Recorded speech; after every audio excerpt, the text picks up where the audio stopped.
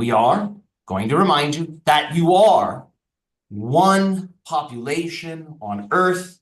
You are a biological population that has evolved with light. Notice how your eyes operate. Notice your circadian rhythm. You are organized by light. Your perceptions, and for many of you, your identities revolve around your relationship with and to light. That's fine, and that will help you to understand what you might call the solar self. This is the you that you see when you look at yourself in the mirror. This is the you that you present to the world. The solar self is the obvious self. It's who you tell people you are, and it's who you think you are. This is like the surface of Earth. This is like human society, the solar self. The lunar self is that which is hidden, that which is occult, that which is beneath the surface. So on a macro level, Earth-wise, this is the inner Earth civilizations. These are the inner Earth societies. These are the lunar beings of the Earth. They are older than the solar beings. They are, in a sense, more physical. But as you know, through taking on a physical form, many of you have been able to awaken your multi-dimensional powers. So even though these inner Earth beings are more physical than many of you, they are also more multi-dimensionally active than many of you, so they can appear as non-physical because of the tremendous pressure that the Earth creates. The telomeres related to their DNA are incredibly integral, meaning they have very long lifespans. Because the pressure on your surface is lesser, you're really only dealing with an atmosphere as the outer pressure. There's not as much of a force upon your telomeres. Therefore, on the surface, they are less integral. So the beings within the Earth are older than you.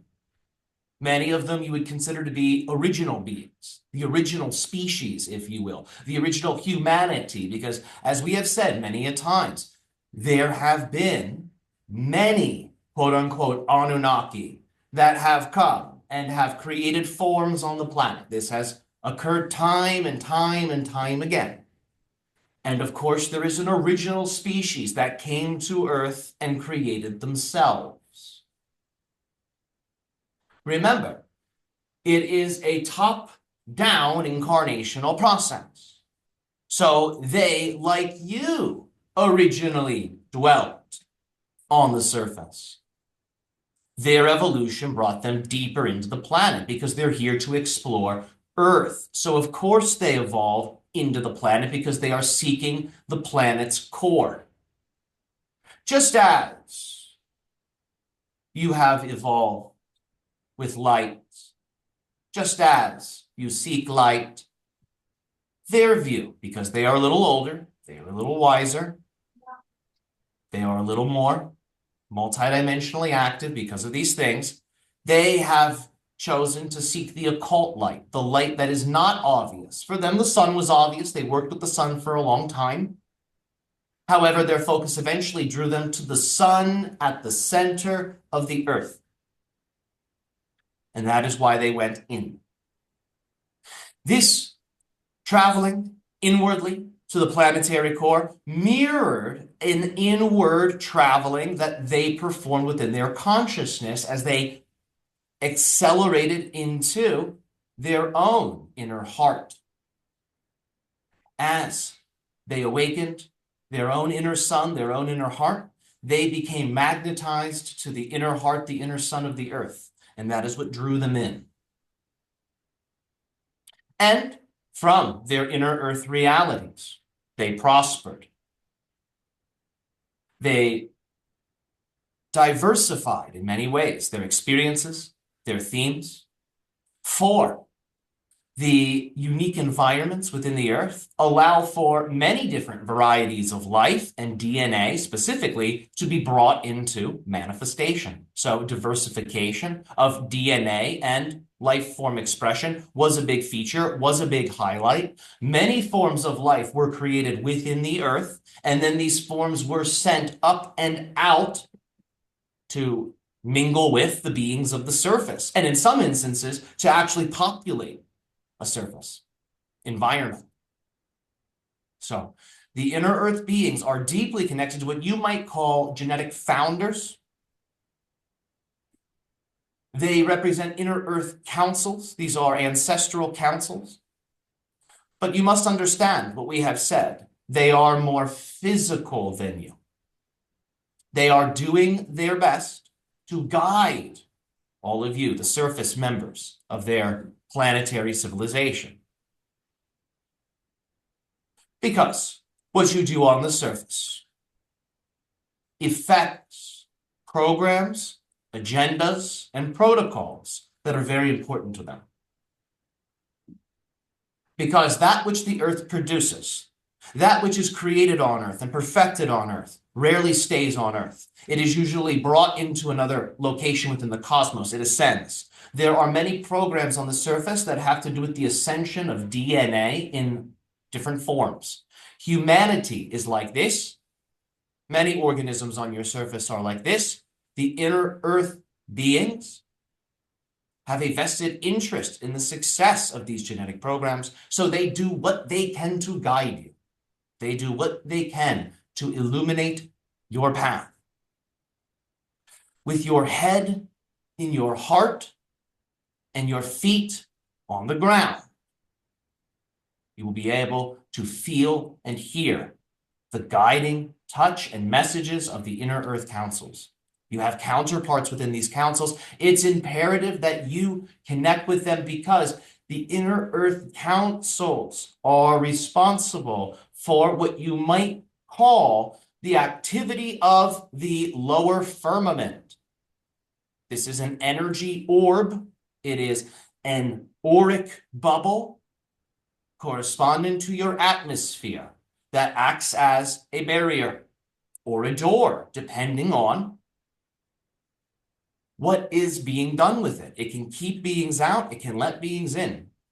The open contact process and the thinning of this lower firmament, the transformation of the barrier into the door, this is something the inner earth councils can help with. This is something you can assist with if you feel drawn to it. If you want to take a leap forward in contact, if that is something you are passionate about, work with the inner earth councils.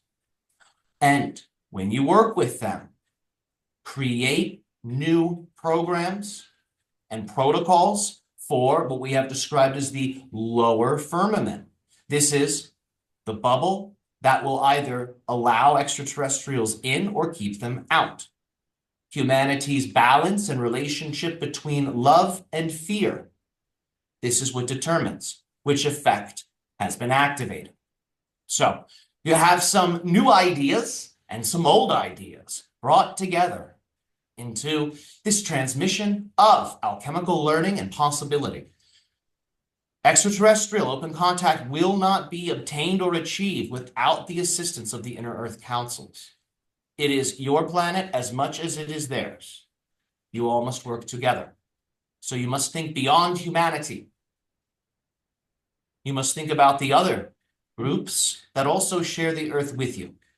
Humans have largely expressed what they desire. So now it is time for you to expand into the various relationships that you have with non-physical forms of support that are here to guide the earth, and work with them to open the portal for contact.